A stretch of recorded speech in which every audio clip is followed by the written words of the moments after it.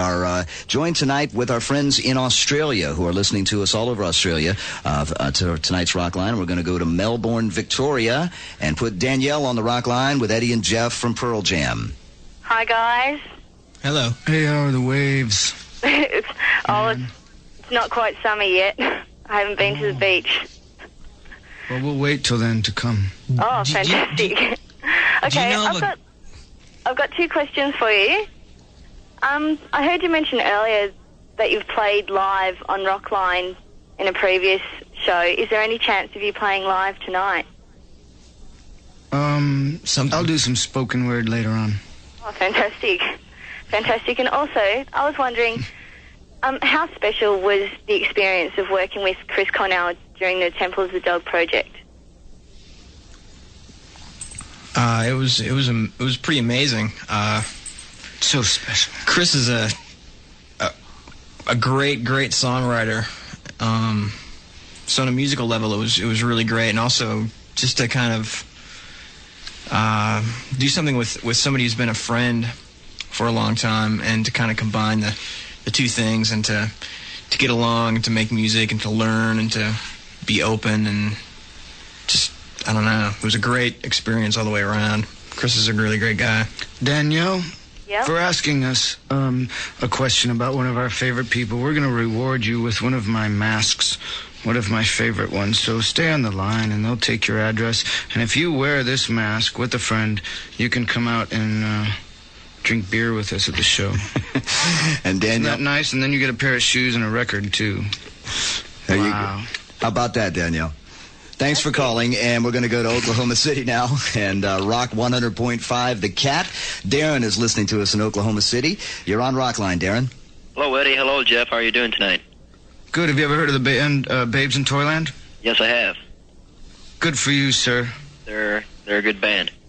I had a question about another one of your favorite people, I think, and certainly a favorite songwriter of mine, Victoria Williams. How did you want a mask now too? Oh, great! Thanks a lot. How did you come in? How did it come about for Pearl Jam to be involved with the Sweet Relief Project? And how did you choose? And how did you go about choosing and recording Crazy Mary? Great song. The song was picked out for us. Oh yeah. Lou Reed is married, and his wife gave us the tape. Wow. And suggested that song, which I thought was. Well, we had seen her. As soon as I turned on the tape, I remember I was on an airplane. I think I was coming back from that Bob Fest. And as soon as I heard her voice, I knew that we had just seen her.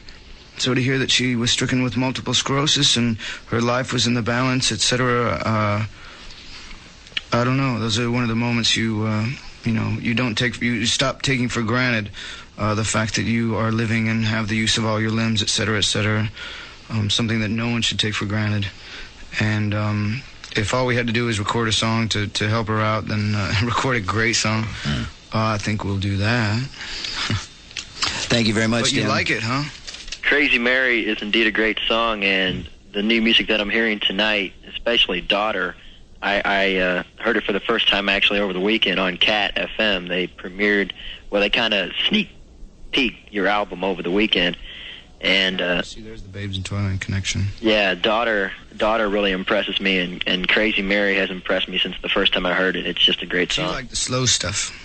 We'll make a record of all slow stuff, and then we'll make a record of fast stuff, and then, people who don't like the fast stuff, they won't have to sit through it. Darren, thanks a lot for the call. We got one of the faster things, I think, from the Versus album that we want to get to right now. This is called Dissidents from Pearl Jam's new album. Oh, that's one of the slow ones. That's one of the slow ones. But it had a fast feel to it. There you go. Try to get out of that one. On Rockline. Dissidents from the new Versus album from Pearl Jam, as we offer you the broadcast premiere tonight, and Eddie and Jeff live in the studio with us as we're all up here in Seattle. And now we're going to take it back down to Australia once again. Listening to us on the Triple M network is Debbie in Perth, Australia. You're on Rockline with Eddie and Jeff. Debbie. Hi, guys. Perth. Hi, I just had a question. I just wanted to know, on your new album, there's a track called Elderly Woman Behind the Counter in a Small Town. Who's the elderly woman, and where's the small town? I think it's in Montana. Or at least that's what I thought. Oh, no, it could be any small town. It could be any old woman. And, basically the title comes from just being fed up with one-word titles. You certainly solved that problem on this one. No, I was just warming up one day when I started singing that. Just think if you were losing your memory and you're kind of being senile, and then you saw your old boyfriend from long, long ago, and he was all hot, driving a nice car and having a real family, and you were stuck working in this small town. Small towns are fascinating. Like, do you try to get out? Do you stay there and be a big fish in a small town? I think you should get out. Debbie, thanks a lot for the call, and we're going to play that track now. In fact, we're going to have a little fun here technically with this particular song from Pearl Jam, because we're going to play it on the Iowa Minimax stereo system. Iowa wants you to be part of an unprecedented audio demonstration. What we're going to do is shut down all our big expensive stuff here, our big expensive studio playback systems, and in their place we're going to use the Iowa Minimax 3500 to play this tune. It's that simple, no tricks, no gimmicks, just Iowa, I Hear Ya. From Pearl Jam's brilliant new release Versus, here's the track Elderly Woman Behind the Counter in a Small Town, played for you on the Iowa Minimax 3500 stereo system.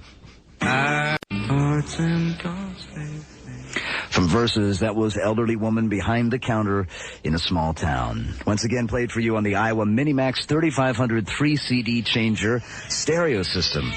That's a lot of words. We'll return to more from Eddie and Jeff, more of the new Pearl Jam album Versus, and more of your calls at 1-800-344-ROCK on the Global Satellite Network.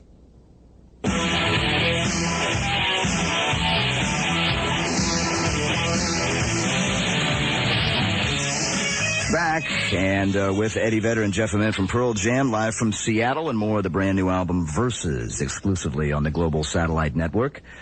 And hello, we got a mic. We got a mic for Eddie. Oh, Steve, I'm raising my hand. See, like we talked about earlier. Mr. Vedder, yes. I remembered a point. I wanted to make, in that magazine, Rolling Stone, it's this little magazine some of you might have picked up. There's a picture of me you can see the front mics. The monitors, and there's a TV, like a prompter, right there. A lot of bands use prompters now, and I just think that's a bunch of crap. And if you don't feel the song, if you don't know it by heart, I don't think you have any right singing it in front of like 20,000, 15,000, 5,000, even 100 people.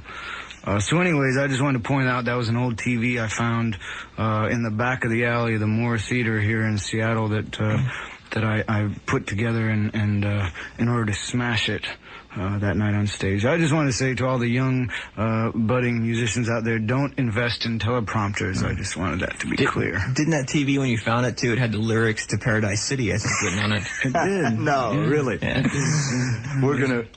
That's great. We're gonna take a local call here while we're talking about Seattle to Kim, who is listening to us right here at 99.9 FM KISW in Seattle. Kim, you're on Rockline. Hey guys, first of all I want to say I love you guys and I think you're rad. And I was just wondering how you guys feel when people say that the Seattle music scene is just a trend and that it's not real music and that it's just going to fade away and be forgotten. Well, we're not threatened by it. I think the music is too strong. Jesus Christ, who said that? It's like in every magazine, people are interviewed or something. What are you reading magazines for? I thought, do you listen to music? They get pictures of you guys. Why are you reading magazines? Really have nothing to do with music, Actually, what they have to do with music is they make a lot of money from it. And they think that it's a good trade-off because all the musicians love to see their faces in it, and that may have worked, 5-10 years ago. That was the trade-off. We'll put them on the cover. It'll satisfy their ego. And then we can make some money. It's maybe changing. I mean, maybe some of the bands won't do interviews anymore. It's not so much interviews. It's basically the fact that, the best thing about the press would be to let someone know about a good band that you might not know about. So once somebody knows about a band, start talking about another one, bands, I mean, everyone knows we play okay music, or I hope they think that, and then we can, they should talk about other bands instead of us. We don't want to clog up the colon, as it were. Thanks, Kim, for the call.